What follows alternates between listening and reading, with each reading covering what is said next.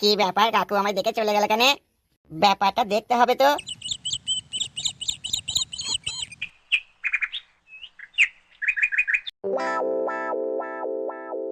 কি ব্যাপার রে? কি দেখছিস কি? তুই তো একেবারে আমাদেরকে ভুলেই গেছিস। কোনোদিন ফোনও করিস না, কি ব্যাপার কি তোর? শোন বন্ধু। এই বন্ধু বন্ধু ছাড়, তুই তো আমাদেরকে পুরো ভুলেই গেছিস, কি ব্যাপার কি তোর? আরে বন্ধু, তুই আমার কথাটাই বুঝতে পারছিস না। তোদের আমি ফোন করি না তার মানে এটাই লয় যে তোদেরকে আমি ভুলে গেছি।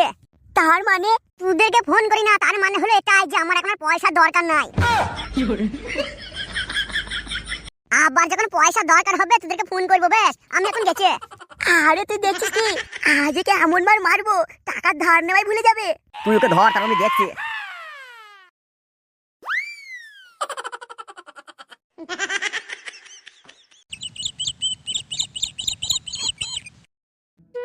কিরে আজকেও কাজে যাস নে?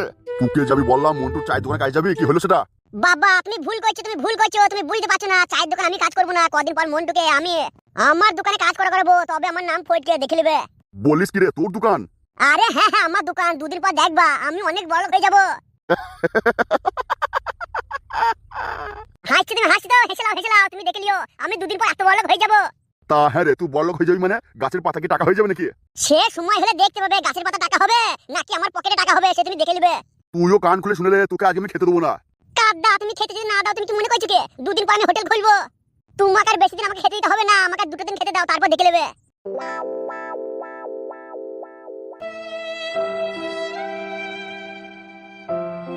কি হয়েছে কি জানি, বলছে 2 দিন পর বড়লোক হয়ে যাবে। গুরু গুরু, কি হয়েছে কি? চিল্লাইছিস কিসে লেগে? বলছি গুরু। কি হয়েছে কি? মানে গুরু বলতে ভয়ও লাগছে, বলবো? কি হয়েছে কি? বলছি বন্ধু তুই বল, আমার ভয় করছে গুরুকে বলতে। কি হয়েছে কি? গুরু আমাদের পাড়ায় যে মেয়ে ছেলেগুলোকে নিয়ে আসবো, দিন নাচাবো, ড্যান্স করবো, সেই লেগেছে চাঁদা আনতে গেছিলাম। রমেন আমাদেরকে চাঁদা দেয়নি, উল্টো মেরেছে আমাদেরকে। আবার গুরু তোমার নামে কত কি যে বললো গো। কি বলছে কি? ওই রমেনের এত বড় সাহস? গুরু তুমি শুনলে তোমার মাথা খারাপ হয়ে যেত। কি বলছে কি? বলছে তোদের গুরুর মাথাটা কেটে নেবো, দিয়ে রাস্তায় ফুটবল খেলবো, তাও সেটা রোদের উপরে, যখন রোদ হবে খুব দুপুর বেলায়, তখন আপনার মাথাটা কেটে ফুটবল খেলতে খেলতে রোদের মধ্যে যখন সেদ্ধ হয়ে যাবে, ছাল ছাড়িয়ে নুন মাখিয়ে বলছে মদ দিয়ে খেলবে। পুরা তাড়াতাড়ি আমার গাড়িটা বের কর, তারপর দেখছি আমি রমেনকে। ওর এত বড় সাহস? গুরু গুরু আরো অনেক কিছু বলেছে, বলবো? আর কি বলছে? বলছিল গুরু ওই পুকুর পাড়ে যে আমতল আছে, একটা ঝোপার আছে না, ওখানে নিয়ে যাবে তোমাকে। তারপরে থাম, তোকে আর বলতে হবে না, আমি বুঝতে পেরেছি। তাহলে গুরু এবার হবে তো? ওকে মারবো তো আমরা সবাই মিলে? আমি তোকে কতবার বলবো আমার গাড়িটা বের কর? বেশ গুরু, আমি এখনই যাচ্ছি।